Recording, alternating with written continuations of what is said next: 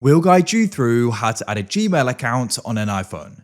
If you find this useful, then consider subscribing and liking the video. So you've got a Gmail account you want to go and add. When you go and add it, you can then go and send and receive emails, but you can also go and do things like sync the contacts from the account, the calendar, and other things as well. So to go and get started, you don't actually go and do this in the Mail app.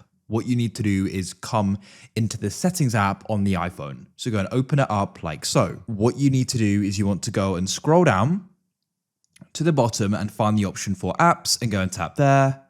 Then you need to go and scroll down and you need to go and find the option for mail in M. As you can see, there it is, and we can go and tap there. Then what you can do is you can go and scroll down. Then at the top, you want to go and find mail accounts and you want to go and tap there. In here, you can go and press add account.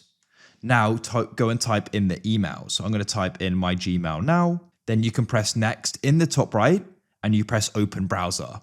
It's now going to bring you to the sign in. You should already have your email there and you can go and press next. Then you need to go and enter in your password here. What you need to do is go and agree to the different iOS privacy policy and terms of service. I've done this before, so some of it's already been accepted. For you, you'll probably have to go through more, read through it, and if you agree to it, you can go and press continue. You can then choose what you want to go and add here. You may want contacts as well, and you can press save in the top right. Now you can come out of here and you can open up your mail and you can see we've got Gmail here.